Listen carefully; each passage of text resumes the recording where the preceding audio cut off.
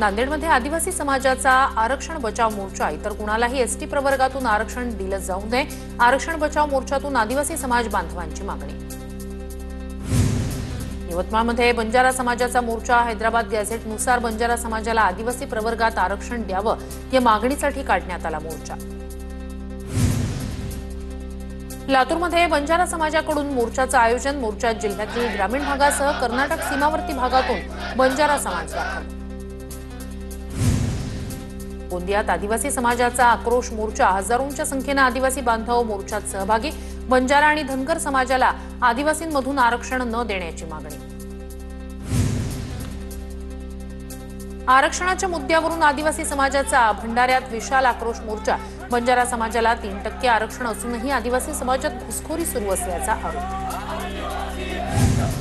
जालन्याच्या भोकरदन शहरात शेतकऱ्यांच्या विविध मागण्यांसाठी शेतकरी आक्रोश मोर्चा, शरद पवारांच्या राष्ट्रवादीकडून मोर्चाचं आयोजन। बीड जिल्ह्यातील आंबेजोगाई कळंब महामार्गावर शेकापचा रास्ता रोको, ओला दुष्काळ जाहीर करून 50,000ची हेक्टरी मदत द्या, शेकापची मागणी। नाशिकच्या वणीमध्ये शेतकऱ्यांचा आक्रोश मोर्चा, शेतकऱ्यांनी नाशिक सापुतारा मार्ग रोखला, ओला दुष्काळ जाहीर करण्याची मागणी।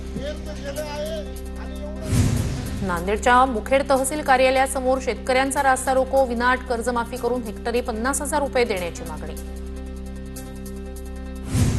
संभाजीनगरच्या सिल्लोडमध्ये मंगेश साबळेंच्या उपोषणस्थळी शशिकांत शिंदे आणि रोहित पवारांची भेट, शेतकऱ्यांच्या विविध मागण्यांसाठी सरपंच मंगेश साबळे यांच्याकडून उपोषण।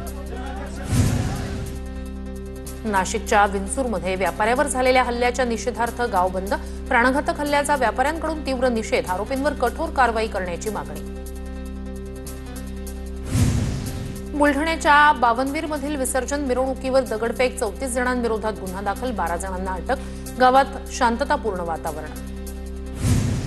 गडचिरोलीतील सिरोंचा आणि कोळची तालुक्यात मुसळधार पाऊस, पावसाचा भात आणि कापसाच्या पिकाला फायदा होणार असल्यानं शेतकरी सुखावला। पुण्याच्या विरगाव खोऱ्यातील शेती गोगलगाईंच्या उपद्रवानं संकटात, हातातोंडाशी आलेल्या भातासह इतर पिकाची नासाडी होत असल्यानं शेतकरी हैराण। बीडच्या परळीमध्ये काढून ठेवलेला सोयाबीन पुन्हा पावसात भिजल्यानं शेतकऱ्याचं नुकसान, दिवाळीपूर्वी पंचनामे करून नुकसान भरपाई देण्याची मागणी। छत्रपती संभाजीनगरच्या पैठण तालुक्यात बागांमध्ये सर्वत्र गळलेल्या फळांचा खच पीक हातातून गेल्यामुळे मोसंबी उत्पादक शेतकरी मोठ्या आर्थिक संकटात। पुण्याच्या भोरमधील ग्रामीण भागात पावसानं उघडीप दिल्यानं पहिल्या टप्प्यातील सोयाबीन काढणीला सुरुवात, शेतकऱ्यांची सोयाबीन कापणी करून ते भरडण्याची लगबग, अतिवृष्टीमुळे उत्पादनात घट होण्याची शेतकऱ्यांना भीती। बीडच्या माजलगाव तालुक्यातील पिंपळगावमध्ये जिल्हा परिषद शाळेत पाणी शिरलं, माजलगावकडे जाणाऱ्या मार्गावरील वाहतूक बंद। परभणी शहरासह जिल्ह्यात मुसळधार पाऊस, अनेक ठिकाणी घरात पाणी शिरल्यानं संसारोपयोगी साहित्याचं मोठं नुकसान, विद्यार्थ्यांचं शालेय साहित्यही पावसात भिजलं। पुणे जिल्ह्यातील बहुतांश तालुक्यांमध्ये चांगला पाऊस, मावळ तालुक्यात सर्वाधिक सरासरीपेक्षा दुप्पट पाऊस, पाण्याची चिंता मिटली, पावसानं शेतकऱ्यांच्या पिकांचं मोठं नुकसान। सोलापुरात रेल्वे भुयारी मार्गात पावसाचं पाणी साचल्यानं 20 दिवसांपासून पोफळस शेटफळ रस्ता बंद, रस्ता लवकरच सुरू न झाल्यास ग्रामस्थांकडून आंदोलनाचा इशारा। बीडच्या आष्टीमध्ये पूर ओसरून 8 दिवस उलटले, मात्र परिस्थिती जैसे थे, गावाची परिस्थिती पाहून सरपंच अशोक औटे यांना अश्रू अनावर, जेवढी क्षेत्र जमीन खरडून गेली तेवढी मदत करा, अन्यथा आम्ही सर्व गोष्टींवर बहिष्कार टाकू, सरपंचांचा आक्रोश।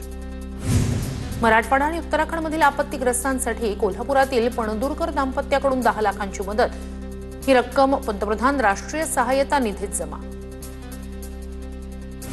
अमरावतीत मराठवाड्यातील नुकसानग्रस्तांसाठी मुख्यमंत्री सहाय्यता निधीत काँग्रेसकडून मदत, माजी आमदार वीरेंद्र जगताप यांच्या उपस्थितीत 3,53,000चा चेक सुपूर्द।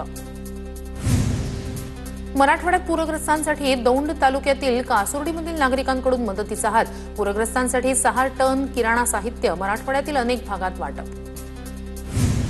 परळीत खासगी सावकाराच्या जाचाला कंटाळून शेतकरी देवीदास शिंदे यांची आत्महत्या, 10,000 रुपयांचे 5 लाख रुपये दे, नाहीतर शेती नावावर कर, असा सावकारानं तगादा लावल्यानं आत्महत्या, संभाजीनगर पोलिसात दोघांविरोधात गुन्हा दाखल। रत्नागिरीच्या गणपतीपुळे देवस्थान समितीकडून नुकसानग्रस्त जिल्ह्यांना मदतीचा हात, ट्रस्टकडून मुख्यमंत्री सहाय्यता निधीला 21 लाख आणि सेवा भारती पश्चिम महाराष्ट्र या संस्थेला 21 लाखांची मदत। चंद्रपुरात 528 ग्रॅम एमडी ड्रग्जसह 35 लाखांचा मुद्देमाल जप्त, आरोपीला अटक, चंद्रपूर पोलिसांची मोठी कारवाई. सराफा व्यवसायात तोटा झाल्यानं मित्रांना सोबत घेत गरीबरथ एक्सप्रेसमध्ये लूट झाल्याचा बनाव, भुसावळ रेल्वे सुरक्षा बलाची कारवाई, सराफा व्यापाऱ्यासह 4 अटक. मंत्री संजय शिरसाट छत्रपती संभाजीनगरच्या दौऱ्यावर. शिरसाटांनी मनपा शाळेच्या विद्यार्थ्यांसोबत घेतला जेवणाचा आनंद. जळगावच्या भुसावळमध्ये दीपनगर इथे राखेची वाहतूक करणाऱ्या 23 टँकरवर आरटीओची कारवाई, आरटीओ विभागाच्या पथकानं कारवाई केल्यानं खळबळ. अंबरनाथमध्ये खासदार श्रीकांत शिंदे यांचा विविध विकास प्रकल्प कामांसाठीचा पाहणी दौरा. काशी उज्जैन प्रमाणे अंबरनाथच्या प्राचीन शिव मंदिराचा कॉरिडॉर होणार, श्रीकांत शिंदेंकडून पाहणी. तुळजापुरात अश्विन पौर्णिमेच्या यात्रेनिमित्तानं भाविकांची मोठी गर्दी. उद्या 4 वाजता पौर्णिमेची सांगता होणार. दर्शनासाठी आंध्र प्रदेश, कर्नाटक राज्यातून मोठ्या संख्येनं भाविक दाखल. धुळ्यातील एकविरा देवी मंदिरात कोजागरी निमित्तानं दुर्गा सप्तशती पाठाचं आयोजन. स्वामी समर्थ मंदिर ट्रस्टच्या वतीनं 350 महिलांसह दुर्गा सप्तशतीचं पठण. रायगडच्या मुरुडमधील जंजिरा किल्ला 5 महिन्यांनंतर पर्यटकांसाठी खुला. स्थानिक व्यावसायिक आणि पर्यटकांमध्ये आनंदाचं वातावरण. सिंधुदुर्गच्या दोडामार्गमध्ये ओंकार नावाच्या टस्कर हत्तीचा बागायती शेतीत वावर. हत्तीमुळे बागायती शेतीचं नुकसान, हत्तीचा योग्य तो बंदोबस्त करण्याची मागणी.